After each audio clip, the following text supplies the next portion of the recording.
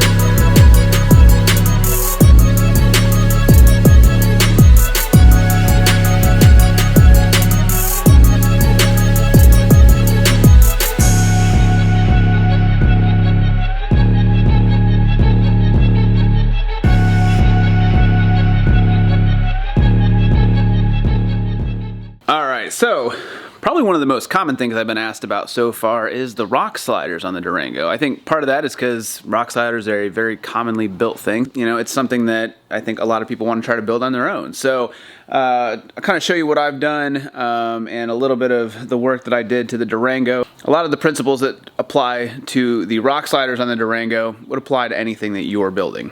So these were pretty straightforward. I remember watching a video from Matt at Bleep and Jeep quite a while ago. I believe it's the rock sliders that he actually put on his Scorpion buggy. I'll see if I can find the drawing of it, but I think I saw a picture of, I don't know if it's DVS or DV8, something like that. But it was kind of a combination of different things that I had seen, and based on the way that the Durango is set up, I knew I needed to make some modifications here and there. That, and I also wanted to use some materials I already had. Alright, so if I recall correctly, one of the things that Matt was doing on Bleep and Jeep when he was doing the Scorpion build was he's doing boat sides on his. So I think he used 2x8 piece of steel with quarter wall. That is similar to what I did. I used 2x6 with quarter wall because what I was going for here was to get rid of the rockers, but also I wanted more of a tube on the outside, and that's kind of where the other design came from. So the outermost tube is actually DOM. All of this is DOM. It's 1.75" 120 wall, the same as the roll cage is. However, I had a lot of 2-inch 50 wall from the link bars, and I still had this left over. Wasn't really using it for anything in particular. So that actually worked really well because this, like I said, is 2-inch by 6-inch wide. So the 2-inch on the back side here where it meets the tube, it was just a really good weld surface for the 2-inch diameter quarter wall DOM to meet the quarter wall 2x6 steel tube that we used. Then the way that this was done was I actually used square tube here, and notched it out, and then the DOM goes right inside of the notched out square tube, and then it was gusseted with, I think this is 3/16 plate approximately, and I cut holes in it to weld that plate to the square tube. So 2x6 quarter wall square tube, 1.75" DOM with 120 wall, approximately 120 wall square tube, and I believe this is 1.75" square tube, and then 3/16 plate on the end, and that goes all the way down over the entire piece from the DOM down over the 2x6. The difference was with this, I wasn't doing both sides. I still wanted doors that open and close. We still took out a fair amount of rocker panel. And as you can see with this, the door jamb is very tight and snug and fits really well right over top of the rock slider. So I wanted something that was functional in terms of the doors still being able to open and close, but want something that got rid of the rockers and allowed us the clearance that we need, while also providing something that's super strong and going to take the abuse from rocks. This whole thing's been an evolution, right? And I think I've kind of explained that in the past, but in case you're new to the channel, the Durango started out as something where I thought, you know, I'm going to put a 4-link in front and rear, which is already a kind of a big task, is to get a 4-link in the front, especially the dual triangulated 4-link, but that's really what I wanted to do. As the progress went, I needed to figure out ways to keep this thing with a low center of gravity. I could have built kind of more of a subframe underneath it, and then just put the links more below the frame, but I really wanted this thing to sit low. I think right now, to the skid plate, and we'll talk about this in a minute, but the skid plate for the T-case, I think it's about 23 inches off the belly, and 16 inches of travel, 8 inches up, 8 inches of down. But as we kept moving on, I kind of wish I had known this at the beginning, but it's part of how these projects work. I decided once I started to put the trans in and we got the T-case built, the floor that was in here just wasn't going to work. It was easier to cut the entire floor out. So actually, when I welded in the rock sliders, there was a floor in here, which made it a little bit more difficult because I crawled up underneath it and welded the rock sliders in. Had I already cut the floor out, it would have been a little bit easier to get it. However, I was able to hit it with some weld afterwards as well. And then the rock sliders, there's a couple of the braces that you'll see. It's a little hard to tell in the lighting here, but the brace that goes to the frame actually also ties into the body mount. So everything's tied together really well. But yeah, that's kind of the evolution of it. So that was the other thing we were going to talk about a little bit. I've been asked about the floor. Why did I cut out the entire floor? Well, it just seemed like it would be a little bit of an easier task. So I can show you some photos, but as the T-case got built and the trans got in, not just those components themselves, but if you look here, the engine is actually way back, right? It's back 12 inches nearly from the mounting point originally, which continued to push the bell housing back and the T-case. And so getting everything located in here where it needed to be while the floor was in here, I just kept cutting out the floor and cutting out the floor. Same thing in the back, because of where the link bars come. It just, it was going to hit the floor. Most of that was already cut out, and so I had less and less floor until I finally said, it doesn't make any sense. There's no reason to have the floor in here. Let's just get rid of it, and altogether chopped it out. So the only thing that even remains for the actual frame is right about here. Let's see. To about here. So here to there is the only center section of frame that's left. Alright, so that's about it on the floor.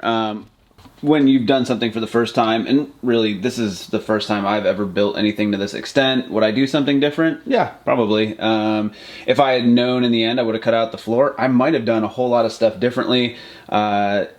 Some of the time that it took to do some of these things was done around having the floor in here too. So like the cross member in the back, stuff was cut away, stuff was moved out of the way, but I crawled under this thing and welded in things that probably would have been a lot more accessible had I cut out the floor at the beginning. In addition, things like this, and it's hard to tell because you can't see it here, but this is actually this goes all the way through the frame. Similar, it is a 1/4 inch wall like a lot of the other stuff is on here, but that's to gain access to the bolt for this upper link. And that really, it keeps the height of this down a little bit. It allows for there to be proper distance between the upper and lower link mounting points while also keeping everything low profile and then tucked underneath the frame here. So there was a lot of work done kind of as I went, because again, you're figuring this stuff out. I didn't, draw this up in CAD or anything, or was able to kind of look at it from having done it already. This was the first time doing it. If I did it all over, and if I do it again, and I may do something like this in the future, it would probably be cool to build a chassis from scratch and just already have all your mounting points and figure it out. I like the bodies on them. I think it's cool. And there's enough Durangos that are cheap enough that, you pick up something like that, you could cut it out and set the body right over top of the chassis and already have it all caged and fully ready to go. And that may be something I do in the future, but I'm just going to get this thing done for now. So the next big thing I've been asked about and tackled is the cross members. So again, clearance issues are constant with this. I wanted to keep everything high and tucked while also allowing for room. But the cross members, this was built for the trans. We're using a poly bushing underneath here for the trans section of it where it's mounted. This is a Northwest Fab Eco Box, which means I tore down an NP241, took out the planetary and some of the other components from there to then use that and made it to the MP205 from the NV4500. All of that stuff was rebuilt, and we'll do a little video on what I did there as well. Essentially, when you look under here, the only thing you don't see right now is the skid plate because it's out, but there are tabs to mount that. But this is the lowest portion of any of the frame that hangs down, is the way that the 205 is rotated. Other than that, that is the lowest point. So I think the frame will actually have a slightly different height because this sits a few inches lower than the frame itself. But that's how I have it built. A really nice bracket that Northwest Fab created that got welded right into this T-case cross member.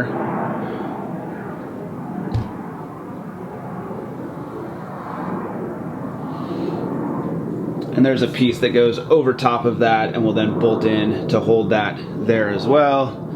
Take a little walk over here, show you from this side.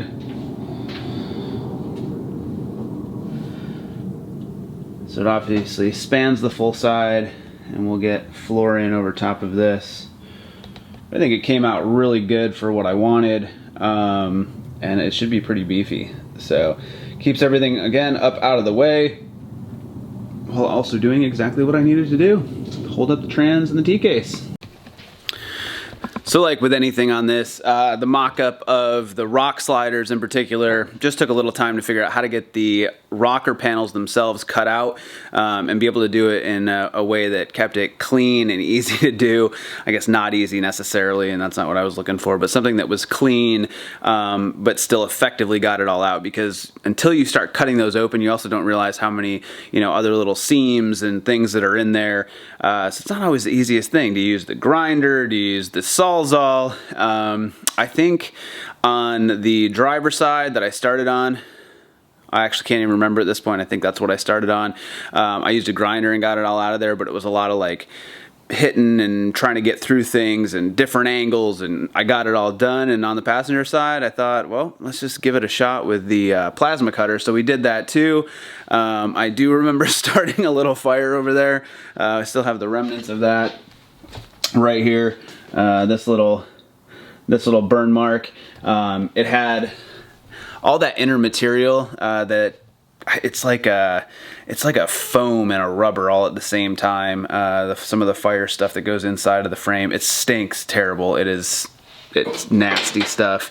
But that stuff caught on fire and I could just not get it to go out. So you're cutting the whole thing and the plasma cutter's just ripping through it, and it just kept lighting it back up. So plasma cutter, angle grinder, Sawzall, whatever works for you is what you use to tackle the job, or all of them. Just throw everything at it, the whole kitchen sink. So that was a fun process, but got it all done. It came out really clean. All right, so that is kind of the story on the floor, the T-case cross member, and the rock sliders. If you got any questions, comments, you want to know anything else, let me know. I'm always happy to answer questions.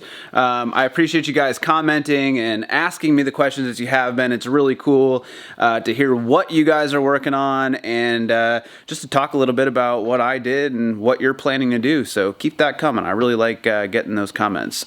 As always, don't forget to subscribe to the video. I know that some of you are watching it and some of you have watched lots of the videos but aren't necessarily subscribed. So take just a minute, hit that subscribe button, click that bell notification icon, make sure that you get all the updates as we post new videos. And as always, I appreciate you watching and I'll see you next time.